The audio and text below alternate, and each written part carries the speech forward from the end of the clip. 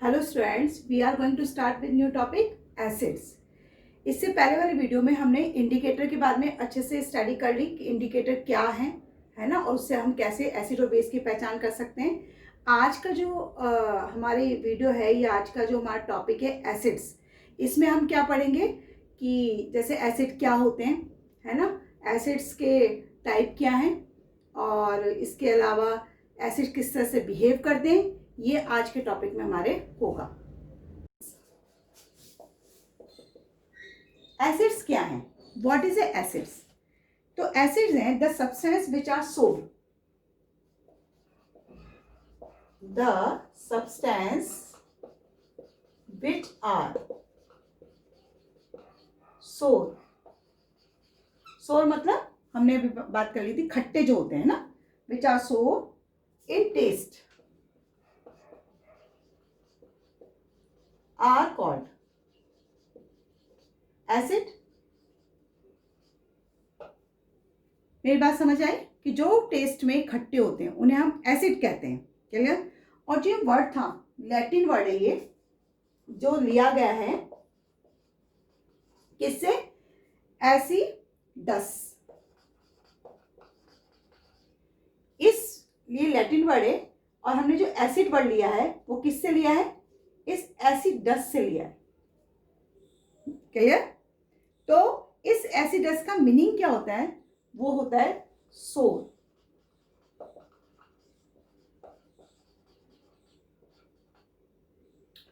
समझ क्लियर हुआ होगा मेरे हिसाब से कि एसिड्स जो होते हैं टेस्ट में कैसे होते हैं? सोर होते हैं। और दूसरी बात, इसको लैटिन वर्ड एसिडस से लिया गया है और जिसका मीनिंग होता है सोर। अब एसिड को हमने क्या किया है? दो में क्लासिफाई कर रखा है। दो में क्लासिफाई किया हमने एसिड को।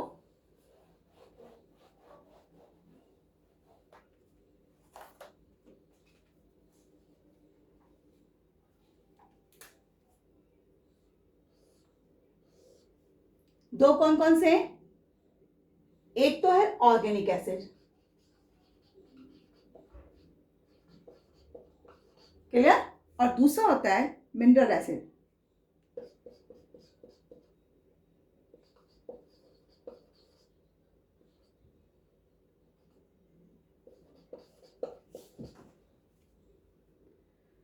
Organic acid and mineral acid, तो दोनों होते क्या हैं? देखो, ऑर्गेनिक एसिड जो होते हैं, the acid which are found in plants and animals are called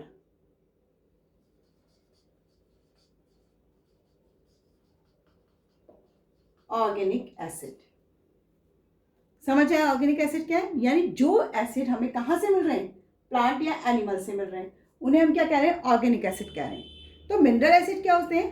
the acid prepared from the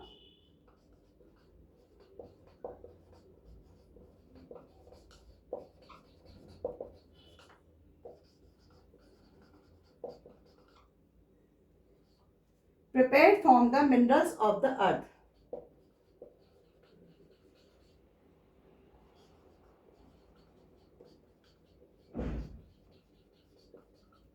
From the earth are called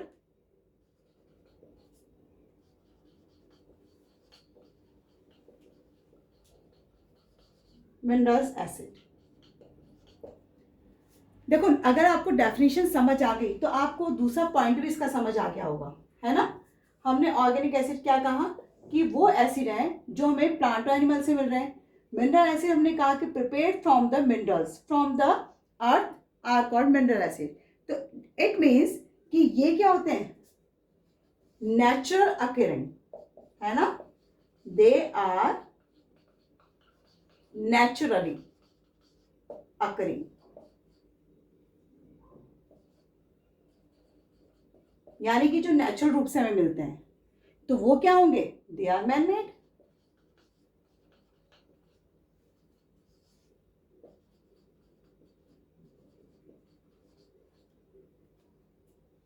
clear हुआ? दोनों पॉइंट्स समझ आ गए क्या होते हैं? तीसरी बात क्या होती है कि ये वीक होते हैं, they are weak acid. Weak मतलब जिन्हें आप नॉर्मल वे में खा भी सकते हैं, है ना, ड्रिंक भी कर सकते हैं, लेकिन ये बहुत ही ज्यादा स्ट्रॉन्ग एसिड होते हैं।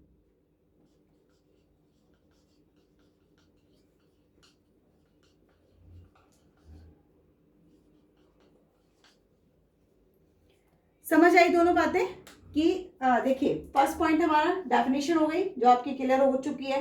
सेकंड पॉइंट आपको समझ आ गया कि अगर ये प्लांट एनिमल से मिलते हैं तो नेचुरल है, वो अगर बन रहे हैं, हम उन्हें मिनरल्स के थ्रू अर्थ से अकर कर रहे हैं तो दे आर मैन मेड है। और ये वीक होते हैं, वो स्ट्रॉन्ग होते हैं, स्ट्रॉन्ग एसिड है इसलिए हार्मफुल भी होते हैं। क्लियर? और हाईली कॉरोसिव नेचर होता है इनका, मिनरल एसिड का हाईली कॉरोसिव नेचर होता है, और इन्हें आप इजी वे में, इजी क्या, किसी भी वे में ड्रिंक नहीं कर सकते हैं, खा नहीं सकते हैं। मेरी बात क्लियर हुई ऑर्गेनिक एसिड और मिनरल एसिड की दोनों? अब हम इनके एग्जाम्पल देख लेते हैं ऑर्गेनिक और मिनरल एसिड के। देखो एग्जाम्पल ऑर्गेनिक एसिड के क्या एग्जाम्पल हो सकते हैं, आप लोग जानते हैं वैसे तो, सिट्रिक एसिड, याद आया कुछ? ये आपने पढ़ा हुआ है ना 7th क्लास में। उसके अलावा लैक्टिक एसिड, ध्यान आ रहा है कुछ? एसिटिक एसिड,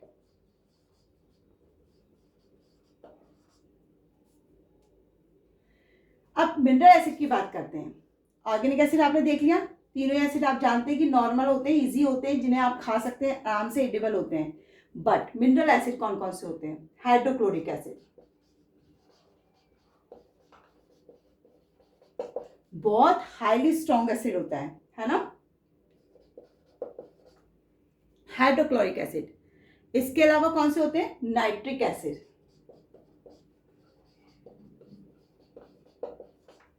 नाइट्रिक एसिड, और एक और होता है सल्फ्यूरिक।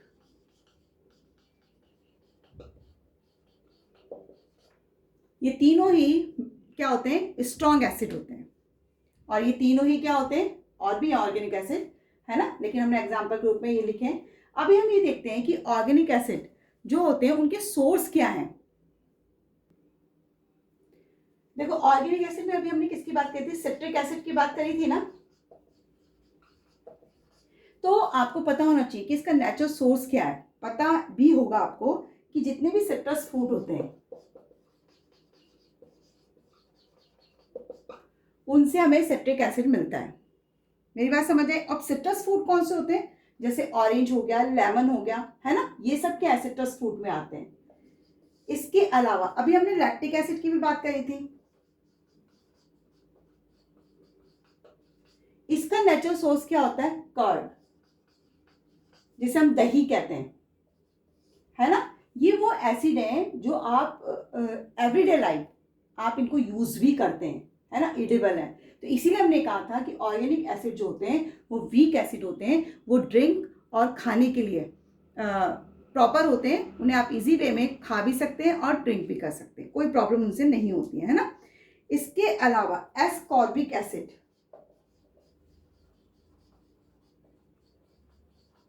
और ये किसमें पाया जाता है? आंवला। क्लियर? आंवला। इसके अलावा अगर आपको ध्यान हो, अभी हमने बात करी थी एसिटिक एसिड की।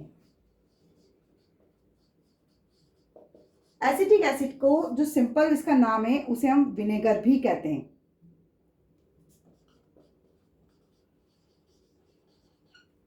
विनेगर से आप पहचान गए होंगे, है ना, जो आप चाउमीन में यूज करते हैं, खूब खाते हैं, है ना, विनेगर। और सर्दियों में तो इसमें विनेगर में मूली गाजर डाल डाल के खाई जाती है, तो वो क्या है? आपका एसिटिक एसिड ही है। मेरी बात समझ आ रही है? एक दो वर्ड में आपको और बता दूं कि जैसे मैलिक एसिड है, ये सब आपने वैसे पढ़ा हुआ है ना। कहाँ पढ़ा हुआ है? ध्यान आ रहा है कुछ? 7th क्लास में पढ़ा हुआ है। मैलिक एसिड कहाँ पाया जाता है? एप्पल में पाया जाता है। इसके अलावा एक और चीज ध्यान रखो आप, एमिनो एसिड।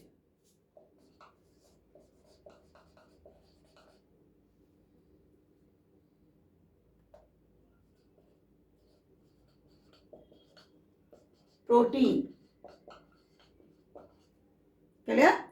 अमीनो एसिड से आपको क्या मिलता है, यानी नेचुरल सोर्स क्या है इसका, प्रोटीन है। मेरी बात समझ आई? एक होता है ऑक्जेलिक एसिड,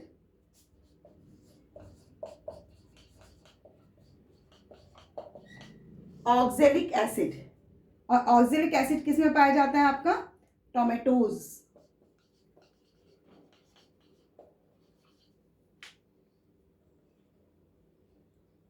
ग्वावाज। समझ आया? ऑक्जेलिक एसिड किस में पाया जाता है, टोमेटोज और ग्वावाज में। इसके अलावा एक और आप याद करें कि टार्ट्रिक एसिड,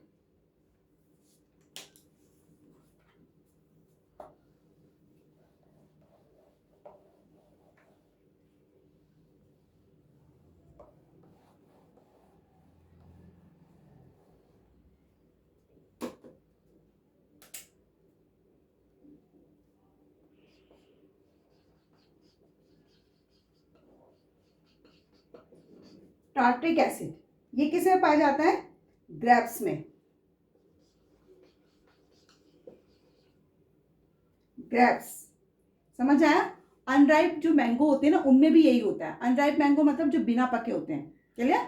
उनमें भी टार्ट्रिक एसिड ही पाया जाता है। तो मेरे ख्याल से समझ आ गया होगा आपको क्या होता है, ऑर्गेनिक एसिड्स क्या है, उनके नेचुरल सोर्स क्या है, किस में प्रेजेंट होता है। जनरली आपसे पूछ लिया जाता है ये चीज़ें, है ना, कि किस में कौन सा एसिड प्रेजेंट होता है, तो इसलिए आपको ये लर्न करना टेबल जरूरी है। क्लियर? देखिए, क्वांटिटी ऑफ वाटर एसिड्स में जो प्रेजेंट होता है उसके अकॉर्डिंग हम इसे एसिड को दो तरीके से, यानी दो तरीके से कह सकते हैं, डाइल्यूट एंड कंसंट्रेट। आपने सुना भी होगा dilute acid and concentrate acid, है ना। अब यहां पर डाइल्यूट एसिड क्या होते हैं, देखिए डाइल्यूट एसिड जो होंगे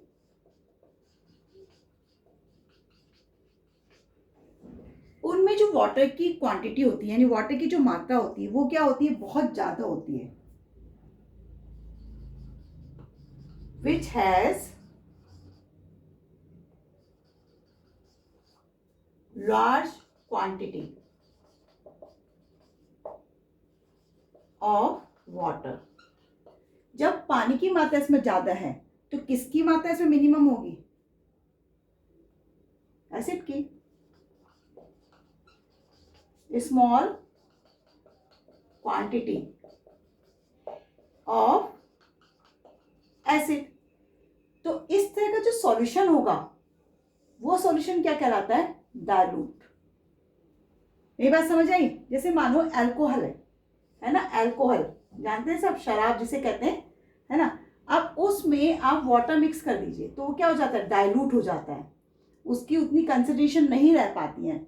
लेकिन अगर आप उसमें वाटर मिक्स ना करें, या करें तो बहुत ही मतलब कहना चाहिए नेग्लेजिबल, मतलब मिनिमम, बहुत ही कम मात्रा में, तो वो सॉल्यूशन यानी वो जो अल्कोहल है वो क्या हो जाता है, कंसंट्रेट हो जाता है। मेरी बात क्लियर हो रही है? यहाँ डाइल्यूट एसिड जिसमें कि लार्ज क्वांटिटी में वाटर होता है, स्मॉल क्वांटिटी में एसिड होता है, तो वो क्या कहलाता है, वो कहलाता है डाइल्यूट। इसका जस्ट अपोजिट कर दीजिए कंसंट्रेट के लिए, क्या हो जाएगा,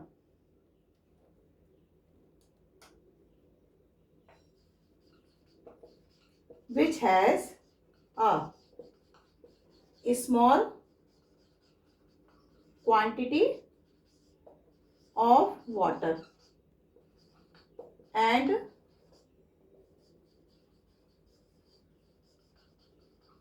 large quantity किसकी होगी, एसिड की। तो वो क्या कहलाएगा, ऐसा सॉल्यूशन क्या कहलाता है, कंसंट्रेट।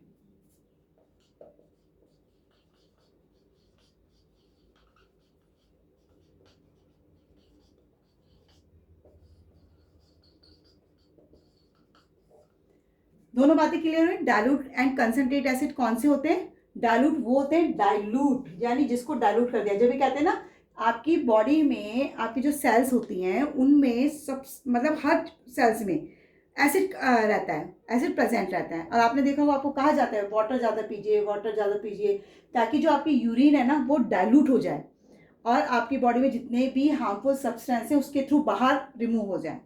इसलिए आपको वाटर की पीने के लिए कहा जाता है। तो वो डाइल्यूट वो होता है जिसमें वाटर ज़्यादा होता है, जबकि कंसनट्रेट वो होता है जिसमें वाटर की मात्रा या तो हो ही नहीं, और हो तो बहुत ही स्मॉल क्वांटिटी में हो। मेरी बात समझ आई कि क्या होता है? क्लियर? अच्छा, अब हम बात करते हैं एसिड में कि कौन सी ऐसी चीज है एसिड में जो सभी एसिड में कॉमन होती है ना? क्या ऐसा पॉइंट है या क्या ऐसा चीज है, कौन सी ऐसी सब्सटेंस है जो इसमें कॉमन पाया जाता है एसिड में? तो वो चीज इसमें जो कॉमन थिंग्स होती है ऑल एसिड में, वो होता है हाइड्रोजन आयन। ध्यान दें, एसिड क्या होते हैं, कैसे होते हैं।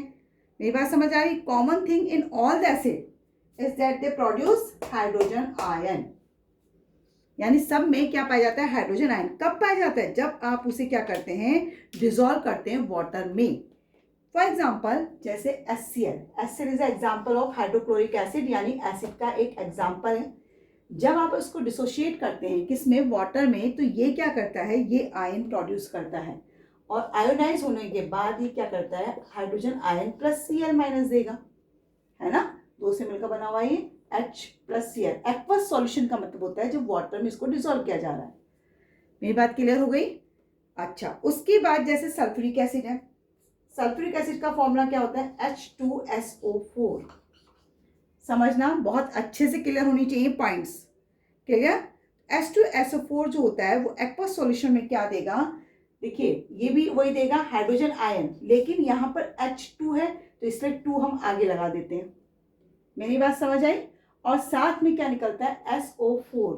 ये आपने 9th क्लास में पढ़ा हुआ है, जो आपकी वैलेंसीज होती हैं, है ना? वो पढ़ी हुई है ना आपने? तो आपको ये भी पता है कि वैलेंसीज हमेशा यहाँ लगाई जाती है। तो ये जो Cl की वैलेंसी 1 होती है इसलिए 1 लिखा है मैंने, और हाइड्रोजन की वैलेंसी 1 होती है इसलिए 1 लगा, मतलब एक बार प्लस लगाया। और प्लस और माइनस का मीनिंग भी आपको पता है। प्लस कब होता है? जब कोई अपना इलेक्ट्रॉन डोनेट कर देता है, और माइनस कब होता है? जब कोई इलेक्ट्रॉन उससे किसी से भी गेन करता है। तो यहाँ 2 इलेक्ट्रॉन गेन किए गए इसलिए 2 माइनस लिखा गया है। और ये सॉल्यूशन कौन सा होता है? एक्वस। और एक्वस सॉल्यूशन फर्स्ट चैप्टर में आपने पढ़ा है कि AQ लिखते हैं हम शॉर्ट में। मेरी बात समझ आई होगी आप लोगों को, है ना? अब इसी तरह से एक और एग्जांपल ले लेते हैं हम नाइट्रिक एसिड का। This is a nitric acid, है ना? नाइट्रिक एसिड भी क्या करेगा? आयंस देगा, आयोनाइज होगा, है ना? और किस में होगा? H आयन और NO3 में। तीनों चीजें आपको क्लियर हो गई। और ये भी क्या है? लिखने की जरूरत नहीं, वैसे मैं बता चुकी हूँ बार बार आपको कि ये एक्वस सॉल्यूशन है। एक्वस मतलब होता है जब वाटर में डिसॉल्व करते हैं। तीनों ही चीजों में आप ये तीनों ही क्या कर रहे हैं? तीनों ही एसिडिक बिहेवियर शो कर रहे हैं।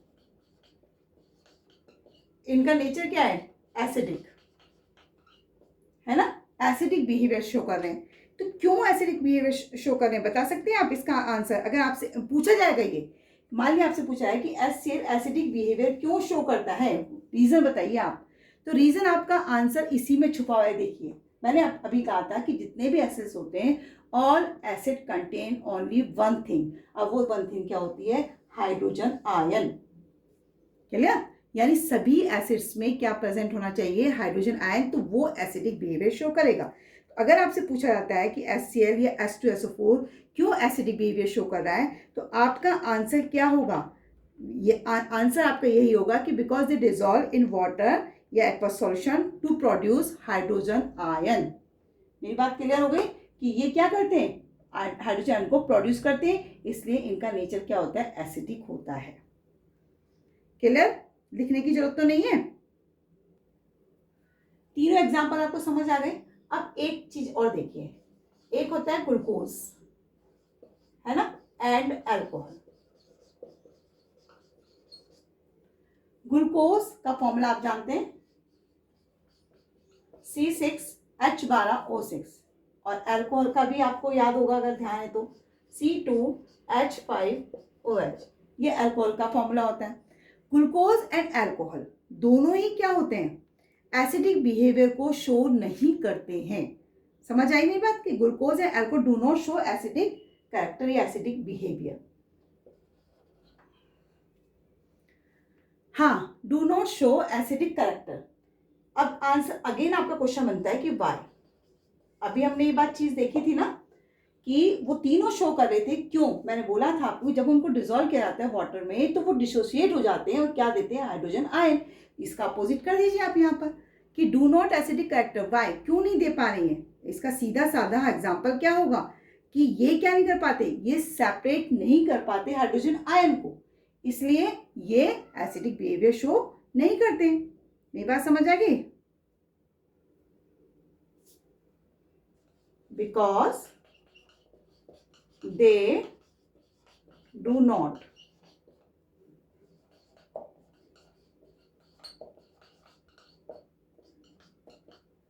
dissociate hydrogen ion या dissociate hydrogen ion in water।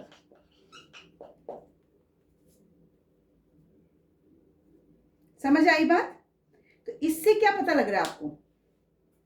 मेरी बात क्लियर हो रही है कि दोनों क्यों नहीं हो रहे? क्योंकि इनके अंदर हाइड्रोजन आयन नहीं है, ये वाटर को हाइड्रोजन आयन को सेपरेट नहीं कर पा रहे हैं। तो यहां पर एक बात क्लियर होती है एसिड के बारे में, वो क्या है?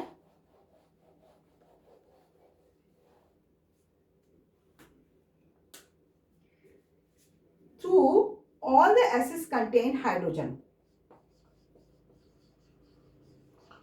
all the acid contain, ये भी हमने बात कर ली ना कि जितने भी एसिड्स होते हैं उनमें क्या प्रेजेंट होता है, हाइड्रोजन।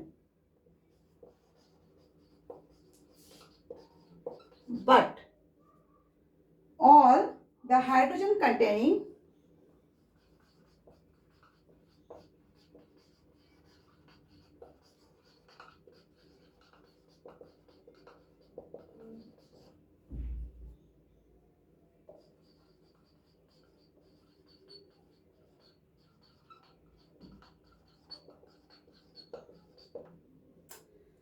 समझ आई बात कि देखो, true all the acids contain hydrogen but all the hydrogen containing compound are not acid.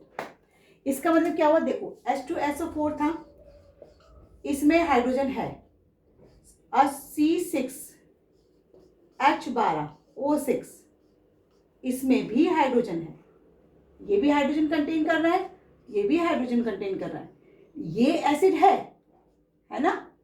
Through all the acid contain hydrogen, यानी जितने भी एसिड होते हैं उनमें हाइड्रोजन होगा, लेकिन सभी हाइड्रोजन वाले कंपाउंड्स एसिड हो ये जरूरी नहीं है। मेरी बात क्लियर हो गई? इज दैट क्लियर कि एसिड्स क्या है और क्या उनमें होना चाहिए, है ना? देखिए, अभी हमने बात करी कि जितने भी हाइड्रोजन जिनमें प्रेजेंट होती है वो जरूरी नहीं कि एसिड हो, लेकिन हाइड्रोजन एसिड में हाइड्रोजन होना जरूरी है, ये चीज हम देख चुके हैं। तो हम इसको ना एक्सपेरिमेंट के थ्रू देखते हैं। हम क्या करते हैं कि एक हम बीकर ले रहे हैं, है ना? हमने एक बीकर लिया, क्लियर? समझना इस चीज को। और हमने इसमें क्या करा, 4 सॉल्यूशन अलग अलग लेंगे, ऐसे नहीं एक ही बीकर में आप चारों ले लेंगे, अलग अलग लेना है हमें। HCl, H2SO4 और एक हमने क्या लिया था, ग्लूकोज, और एक अल्कोहल। ये अब 4 सॉल्यूशन है। हम एक एक करके इनसे क्या करेंगे, एक्सपेरिमेंट करेंगे, है ना? तो हमने क्या करा, एक बीकर लिया और उस बीकर में क्या डाला, हाइड्रोक्लोरिक एसिड। समझ आया? अब हमने इस हाइड्रोक्लोरिक एसिड के अंदर, मतलब बीकर के अंदर एक कॉर्क लगा दिया, रबर का कॉर्क है, और इसके ऊपर आयरन की नेल्स रख दी। आयरन की नेल्स हैं ये। अब इनसे हमने क्या करा, कनेक्ट किया एक बैटरी को।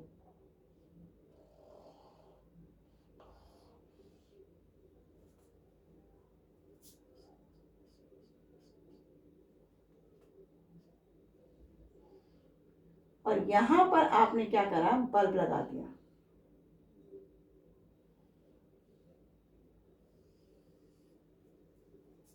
समझ आया?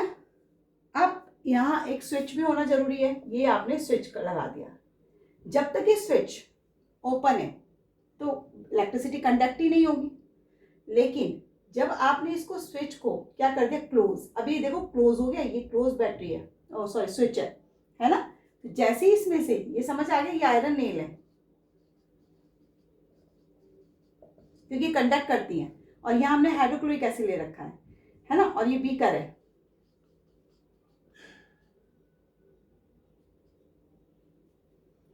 अब जैसे ही इसमें से इलेक्ट्रिसिटी कंडक्ट हो, मतलब आप इसको ऑन करते हैं तो आप देखते हैं कि इसमें इलेक्ट्रिसिटी कंडक्ट होना शुरू हो जाती है और ये बल्ब क्या होता है, ग्लो हो जाता है।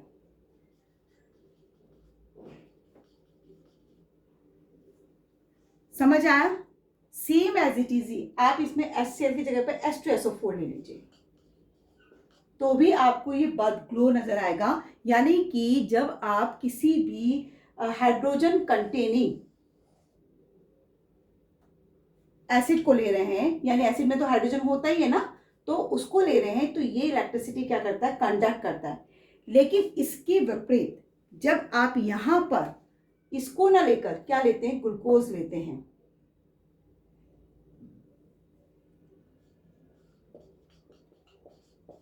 तो क्या ये ग्लो होगा, बल्ब ग्लो होता है। तो आप देखेंगे कि bulb does not glow, bulb glow नहीं होता है। अब इसका रीजन क्या है, आपसे क्वेश्चन पूछा सकता है कि जो आपके ये होते हैं ये अल्कोहल एंड ग्लूकोज, दोनों ही जो है, ग्लूकोज भी और ये अल्कोहल भी, आप जब स्पीकर में ले रहे हैं तो दोनों ही बल्ब को ग्लो नहीं करते, यानी बल्ब को जलाते नहीं है। बल्ब को नहीं जला रहे तो इसका मतलब है कि इलेक्ट्रिसिटी कंडक्ट ही नहीं हो रही है। तो आपसे अगेन ये क्वेश्चन पूछा सकता है कि जो अल्कोहल एंड ग्लूकोज सॉल्यूशन है वो do not conduct electricity, why. Question क्या बनेगा आपका, glucose and alcohol solution do not conduct electricity, why. तो आपका आंसर क्या होगा, because due to the absence of ions they do not dissociate in water to produce hydrogen ions. Same वही answer है ना। और अगर आपसे पूछा है कि HCl और H2SO4 कंडक्ट इलेक्ट्रिसिटी, वाई, तो आपका आंसर क्या होगा, बिकॉज ड्यू टू द, यहाँ पर एब्सेंस की जगह क्या आ जाएगा, प्रेजेंस। समझ आया मेरी बात? HCl और H2SO4 की बात करेंगे तो एब्सेंस की जगह क्या आ जाता है, प्रेजेंस ऑफ आयन।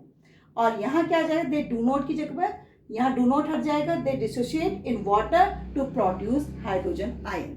मेरी बात क्लियर हो गई? दोनों चीजें समझ आ गई होंगी कि क्यों ये इलेक्ट्रिसिटी कंडक्ट नहीं करता और ये इलेक्ट्रिसिटी कंडक्ट करता है। यानी एसिड में हाइड्रोजन का होना बहुत ही कंपलसरी है, लेकिन हर कंपाउंड में हाइड्रोजन हो और वो एसिड हो ये जरूरी नहीं है ना। अब इसी तरह से एक क्वेश्चन बहुत पूछा जाता है आपसे, ये क्वेश्चन पूछे जाते हैं इसीलिए मैं आपको बता रही हूँ, बाबा रिपीट भी कर रही हूँ, इंपॉर्टेंट है ना। एक इसके अलावा एक और क्वेश्चन आपसे पूछा जाता है कि distil water does not conduct electricity. अब मुझे बताओ उसका आंसर क्या होगा। तो सेम अगेन वही आंसर कि it does not contain any ionic compound. मेरी बात समझ आई? यहाँ पर आप ग्लूकोज एंड अल्कोहल की जगह क्या लिख सकते हैं, डिस्टिल वाटर।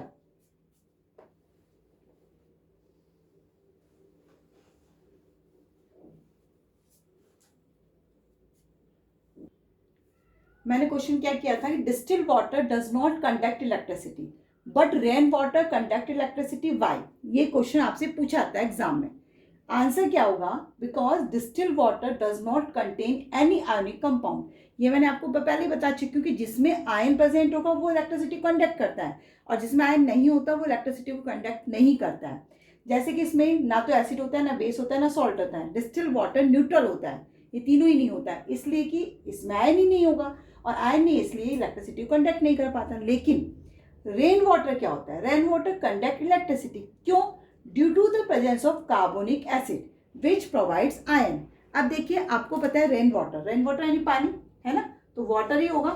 अब ये क्या करता है, जब बारिश होती है तो इसमें एटमॉस्फेयर में जो कार्बन डाइऑक्साइड गैस प्रेजेंट होती है तो ये उससे रिएक्ट कर लेता है और रिएक्ट कर क्या बनाता है, कार्बोनिक एसिड बनाता है।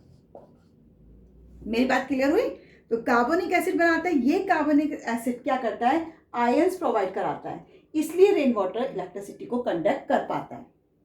क्लियर? दोनों चीजें समझ आ गई कि ये क्यों कंडक्ट करता है और दूसरा क्यों नहीं करता है। कोई भी क्वेश्चन अगर आपसे पूछा जा रहा है, अगर आपको समझ आ रहा है कि उसमें आयंस हैं तो लिख दीजिए कंडक्ट कर रहा है, और नहीं है तो नहीं कर रहा है ना। तो सेम एक छोटा सा इसमें जो इसका अगर हम पूरा का वो देखें, छोटा सा एक आंसर देखें तो क्या आता है, सिर्फ ओनली आयन, है ना, आयन पर बेस है ये।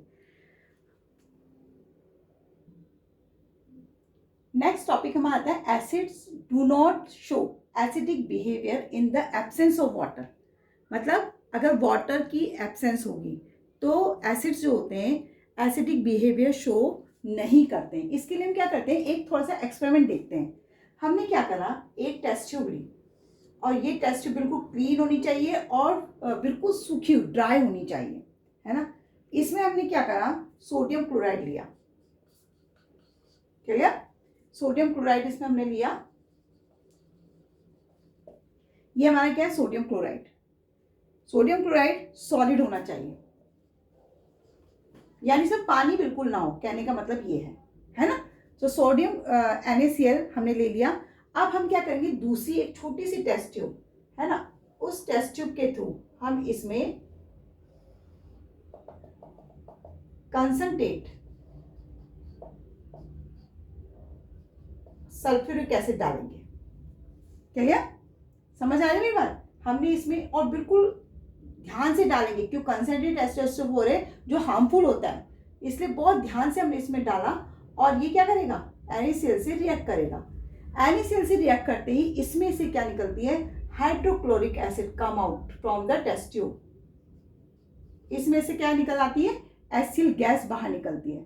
अब इस एसिल गैस में हम क्या करेंगे, एक छोटी सी, हमें तो ये देखना होता है कि एसिल गैस है भी कि नहीं, तो हम क्या करते हैं, हम एक litmus paper, dry litmus paper है, मतलब लिटमस पेपर को बिल्कुल भी आप, वो तो ड्राई ही होता है वैसे, और यहाँ पर भी कोई पानी मतलब वाटर बिल्कुल प्रेजेंट ना हो, तो हम देखते हैं ये ब्लू लिटमस पेपर है। तो जब इस लिटमस पेपर को यहाँ पर ले जाया जाता है तो यहाँ कोई रिएक्शन, यानी ब्लू लिटमस पेपर जो है कोई रिएक्शन शो नहीं करता है। मेरी बात समझ आई? यानी कोई कलर चेंज नहीं करेगा, नो कलर चेंज।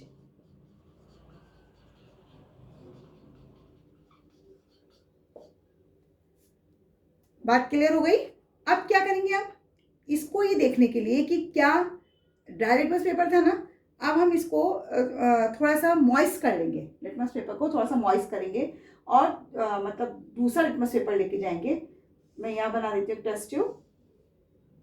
ये हमारा सॉल्यूशन था जिसमें से क्या निकल रही थी, HCl गैस निकल रही है, और यहाँ पर अगेन हम क्या लेके गए, लिटमस पेपर। ये हमारा लिटमस पेपर है।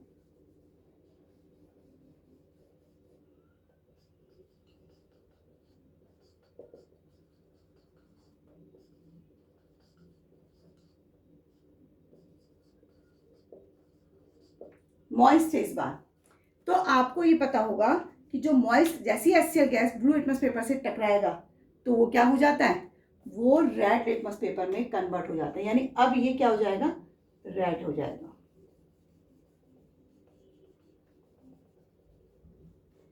और इससे ही पता लग गया, जैसे ही रेड कलर का शो करेगा तो इससे ही पता चलता है रेड होते ही कि ये एसिडिक हो गया है।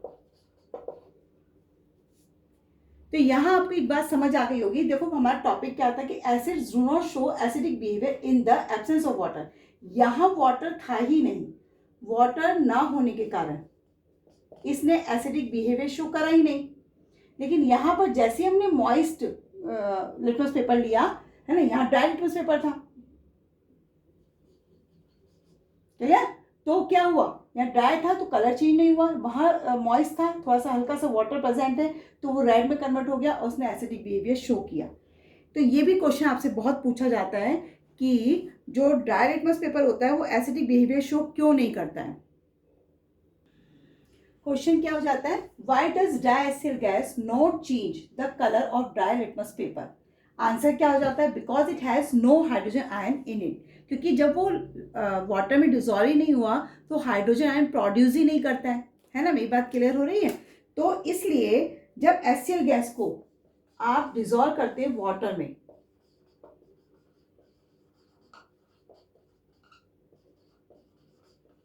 देन प्रोड्यूस हाइड्रोजन आयन,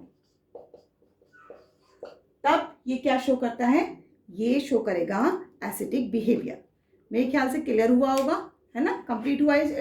इससे आगे का हम नेक्स्ट वीडियो में देखेंगे।